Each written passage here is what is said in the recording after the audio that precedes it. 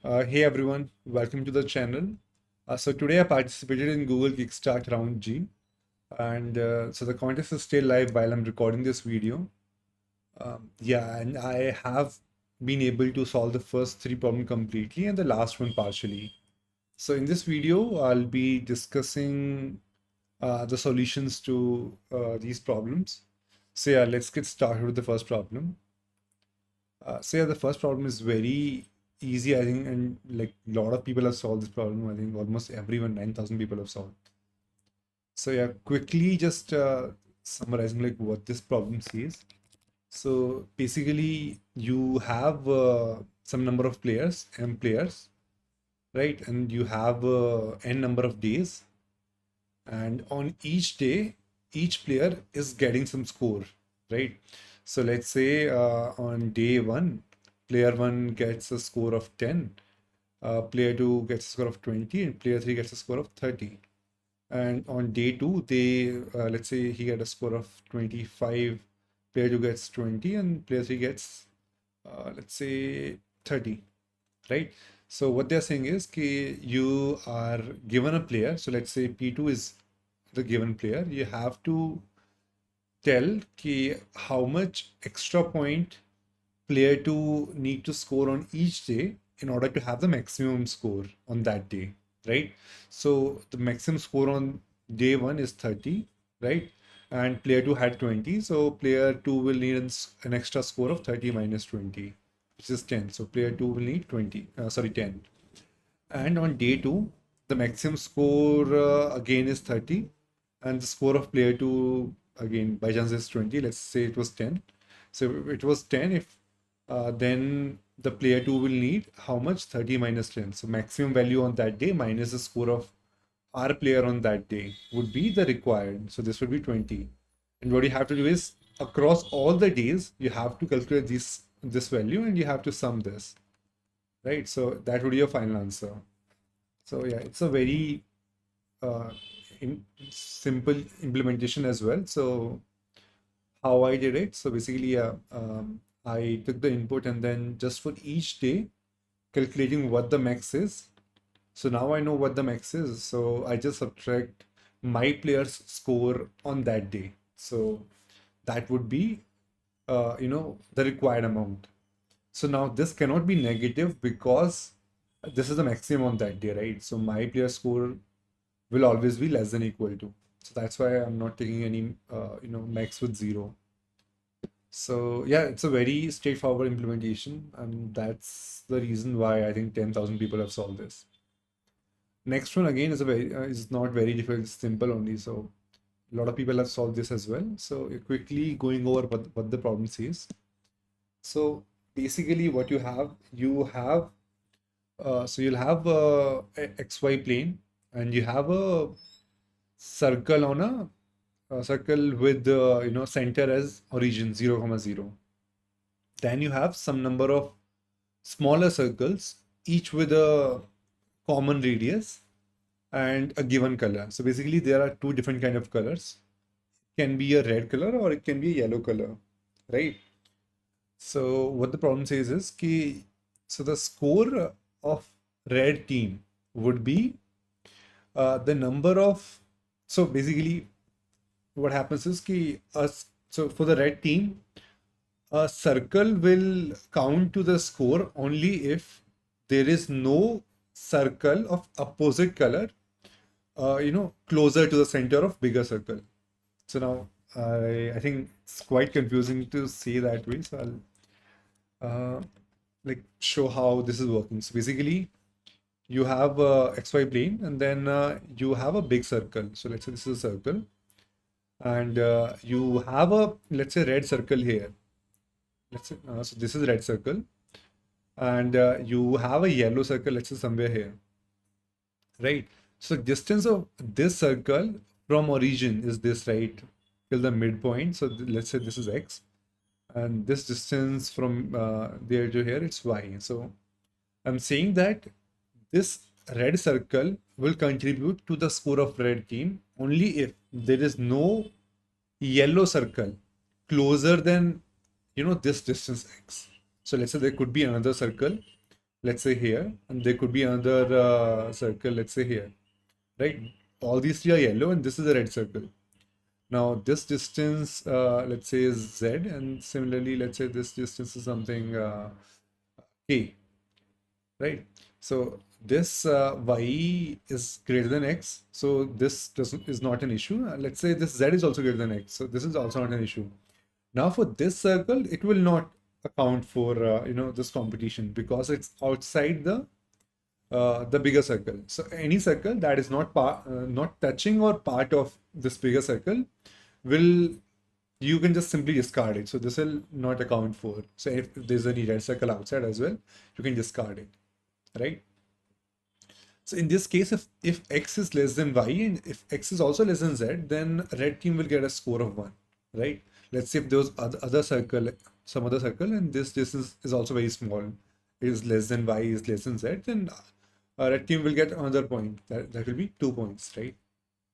So you're given some initial circles, right? You are given some xy coordinate of circles, and then you're given the color of those circles, and you have to tell you what's the score of red team and what's the score of yellow team. Again, so what you can do here is so looking at the constraints. So basically, there are only 8 circles. So there are only 8 red circles, and in tested 2 there are only 8, I think, yellow circles. So the constraints are very low. So you can simply, for every circle, you can check all the circles of other color. So what I mean by that, so let's say I'm testing for this circle, I can simply loop over all the other color circles. So I can check this, I can check this, I can check if there's any other circle of yellow color, right? And at every point, what I'll check is this circle part of the bigger circle? By part, I mean, is this inside or touching? Even if it was touching like this is also valid, right? Because it's touching. So how do you check that? The way you check this is you calculate the distance between their centers. So from this point to this point, you find out this distance, and then so basically distance between centers should be less than equal to sum of radius r1 plus r2. So basically, if this is r1 and this is r2, so if this condition is satisfied, then I can say that the 2 circles are touching, right? And they're saying that distance is Euclidean, so yeah, our standard formula of x1 minus x2 whole square plus y1 minus y2 whole square holds, right? This formula works given two centers x1, y1, x2, y2. Now, quickly jumping at the solution, how I did this problem. So what we have is okay, so what we are given is we have, so I took the input first of all. So these are the two radius, the smaller radius in small r and other radius in capital R. And then I input all the red color circles, then all the yellow color circles, and finally I have a function which I call first for the red circles and then for the yellow circles.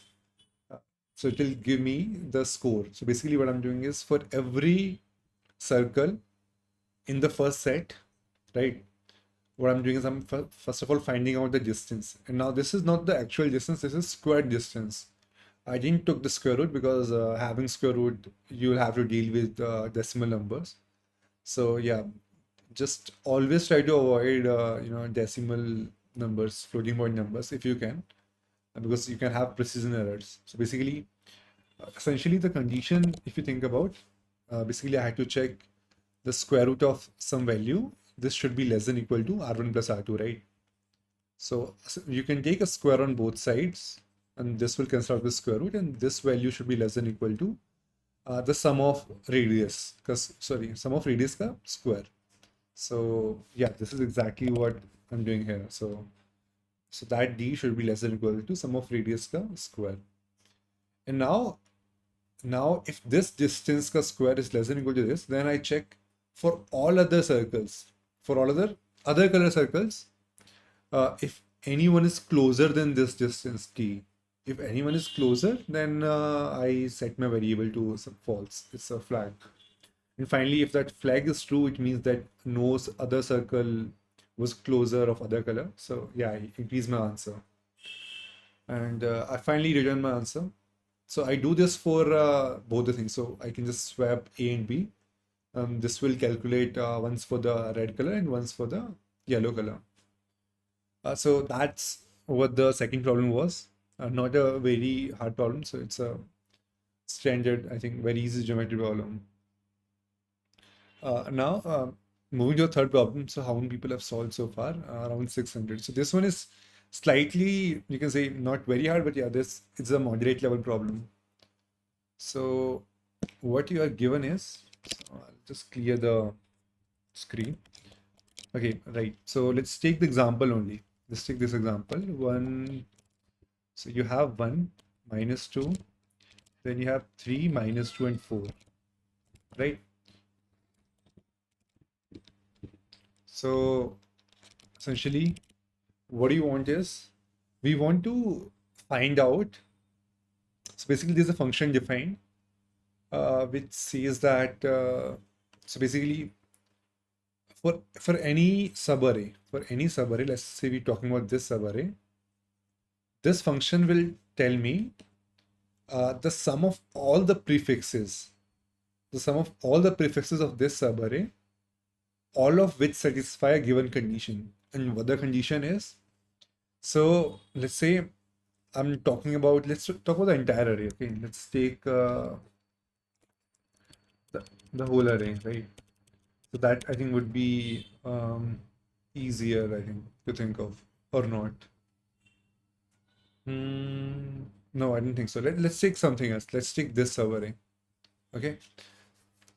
So the score of this subarray would be, so basically what you do is you, for every prefix, you check what's the sum. So basically for this prefix, sum is 3. For this prefix, the sum is 1. And for this prefix, the sum is 5, right? And so you keep on, continuing the prefix as long as you can do, and as long as this overall sum is not becoming less than 0, right? For example, if you had started from this point, then initially first prefix sum is 1, then these two prefix sum, this two element prefix sum would be -1. So you have to break here. So you cannot continue ahead. So starting from every point, you have to do this, right? You have to start from every point, and starting from that point, you do a kind of prefix sum, right? And then as long as the sum is non-negative, you keep on doing it, right? Till the end, and the score starting from that point is equal to the sum of all the intermediate sums you got. So for example, for this case, the sum answer would be 3 plus 1 plus 5. So that is nothing but 9, right? And for starting from here, you get a 1. So 1 will contribute. 1 plus -2 is -1. So it's a negative number you have to break. So starting from this point, you'll only have a score of 1. Starting from this point, you'll have a score of 9. Starting from this point, right? So the prefix sum already starts with a negative number, so you'll have a 0. This will contribute 0. Again, starting from this point, again, the contribution will be 0 because it's a negative number. Starting from this point, yeah, you'll have a 4 because starting from this prefix, you'll have this number itself. So that is one prefix. So the final answer would be 1 plus 9 plus 4. So that is 14, right? And if it's easy to think that n square solution will always work, right? Because you can start from every point and just keep on going. But yeah, that's the trick. I mean, they do not want you to write an n-square solution. They want you to write something like n or n log n. Right. So how did I do this? Let's take a look. So let's take the same example. 1 -2, 3 -2, and 4. Okay. Um, so now what I want is from every point, I want to find out what is the contribution of all the prefixes starting from this point, right? If I can do that in, let's say, some constant time or some log time, then it's doable, right? Because for every element you'll do this, then this will be O of n. If you do it in O of 1. If you do this calculation in log n, then the final result would be in O of n log n, right? So these solutions are accepted. N log n would also work, and O of n will definitely work. And my solution is an n log n approach. I am not sure if there's some O of n solution exists for this problem. But yeah, let's see how you can find out, this the contribution starting from this point in log n complexity, right? So, okay, let's just erase this, right? So what I'm saying is कि you can maintain a prefix sum or cumulative sum, whatever you call it. So you maintain a prefix sum. So prefix so far is sorry, 1, and then prefix so far is -1. Then this will be 2, this will now become 0, and this is now 4, right? So this is the prefix sum, right? Now from any point, so let's say I'm starting from here. Now I want to know how far can I go before the sum starting from this point become negative. And if you think about this, um, key you have to find out the first smallest number which is less than equal to the previous of this number. Previous of this number is nothing, so we'll take 0. So the first number that is less than 0 in this prefix range is this number, right? Starting from this. So this is where we have to break, right? So let's look at other example. So let's say we were finding out okay, so this example is not very good. So let's change this example a bit. Let's do -1 here as well. Or a -2. Let's do a -2. Okay. So now the prefix would change. So this is now a 0. And then we would have a -2 here. And this is again now a 2. Okay. Right. So starting from this point, where till where can I go? So how do I find that? So the previous sum in the previous value is -1. So I need to find out what is the next smaller number than -1, right? And how do I do? So that number would be this -2, right? So this is where my prefix will break starting from this point. So only this thing is valid, right? Now,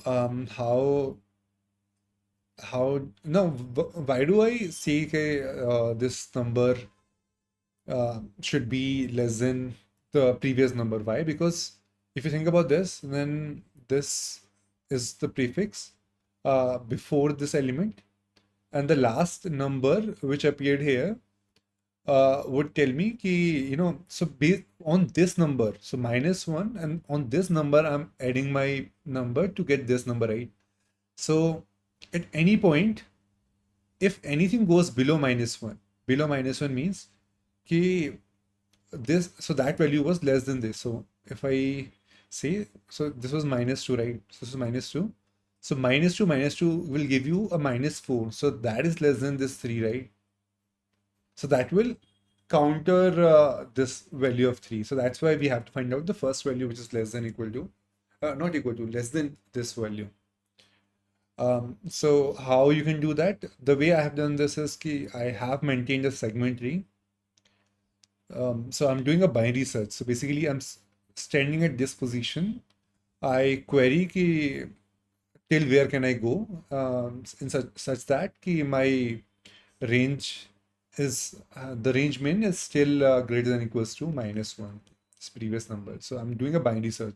So my L is standing at I, this current position, and my R is standing at the last position, n minus 1. So I do a binary search on this range and try to find out the optimal, that optimal index, IDX, such that key from I to index, the minimum is greater than equal to -1, and IDX plus 1, when we say this number minimum is less than -1, right? Or IDX plus 1 is equal to n, because the array ends. So these two things I'm talking about. So I'm trying to find out the largest possible index such that this range is the minimum in this range is still greater than the previous number. So this will help me to find out where my prefix will break. Okay, so now I know that this far my prefix will go, and I need to find out all the prefix sums in this. How do I do that? So basically the prefix in this is you'll have a 2 and you have a 2 plus 0, right? So if you think about this, so let's say prefix sums of all these four numbers would be 1, 1 plus 2, 1 plus 2 plus 3, 1 plus 2 plus 3 plus 4, right?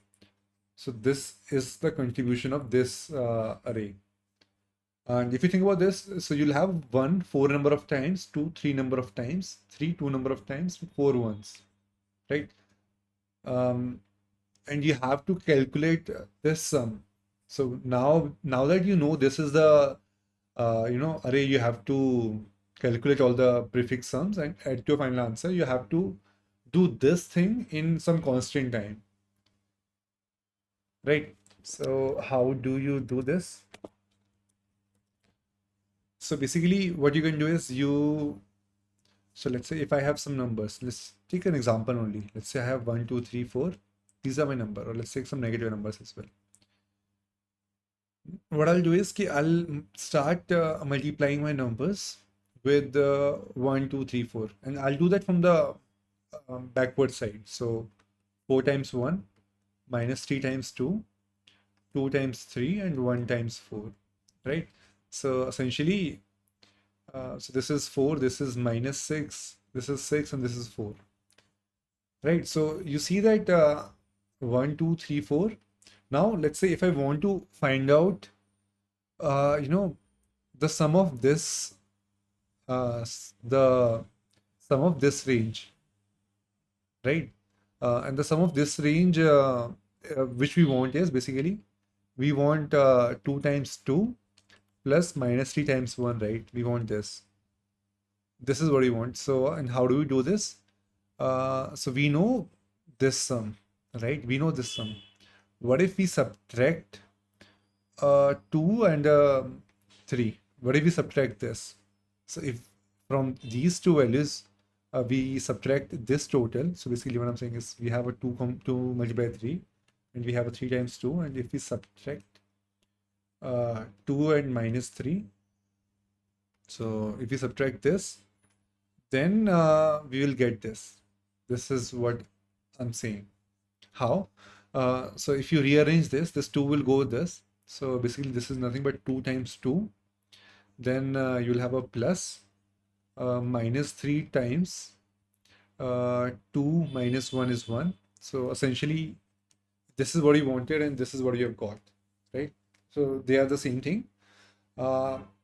So how this multiply thing is helping us? So basically for any range, any sub range, you can subtract some k times of this sum, and you'll get your that histogram sum. So if I have to show this visually, let's say if I show some kind of diagram here, let's see. Sorry for that. Okay.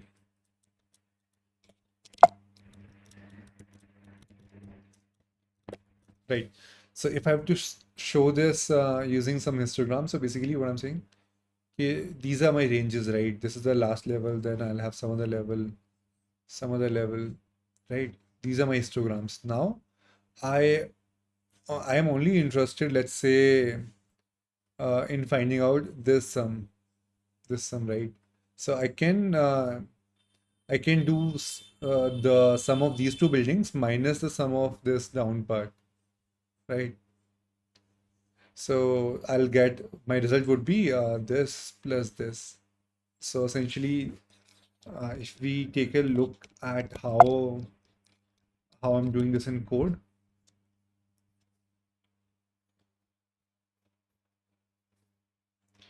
um, so starting off, I have a cumulative prefix sum. So this will help me at two places. One, to find out the next breaking point with the help of segment tree. And the second thing, I have a second array, which is like just like I told, okay, we start from the back side and keep on multiplying, and we take a cumulative sum of that, right? Um, we do this, and then what we do is we create a segment tree on the prefix on the cumulative sums, because we want to find out min on ranges of that prefix sum. Now, the target. So just like I told, for -1, for R number index, the previous number is a target in the prefix array. So I take that number. If there's no previous, I take a 0. And I do a binary search from I to n minus 1. And so every point at every mid, from I to mid, I try to find out what's the minimum. And if that minimum is less than target, then I need to shorten my search. I need to move my right pointer toward the left. But if it was greater than equal to, then I know that that point works. So I'll store that point and I'll move my left pointer to the right. So this way, finally, I'll have some index. So that index is still supporting, minimum range, that minimum greater than equals to the target. Now I have a function which calculates the final sum, and how it does that. So the same way, so that this multiply again, okay, sorry for that. You, yeah, so you find out the range difference in the multiple array, right? That histogram array, and finally you subtract your normal prefix array for that range times that k factor we talked about. So that k factor is nothing but the, let's say, how many buildings do we have? So this is 0, this is 1, this is 2, this is 3, and this is 4, right? And we wanted, let's say, these 1 and 2 only in our sum. So I'll have to multiply the prefix sum by how much? I'll have to multiply by 2, right? Why? Because this is multiply times 1, this is 2, and this is 3, and this is 4, right? And this 3 we want equal to 1. This is 3 right now, and we want equal to be 1. And this is 4, and we want it equal to be 2, right? So these are two, this is 2 height, and this is 1 height. And this is 2 height, and this is 2 height. So we subtract. So from the sum of these two, let's say this is x, we subtract this prefix of 1 to 2 times 2, right? So how do you find this 2? Basically, from the last you count, okay, how much ahead you are, right? So yeah, so that's how you calculate this histogram sum, and you just add it to your answer every time, and you finally print this. So I spent some time on a penalty on this problem. I had a small mistake. Yeah, so basically, so range L to R. So basically, I'm subtracting L plus 1 here. It should be R plus 1. So yeah, it took me a while to figure out this issue here. For some reason, this worked on the sample test case. Yeah, I had to spend another 15 minutes plus a penalty. So this is the third problem. Not, it's not a very easy problem, but yeah, it's not the hardest.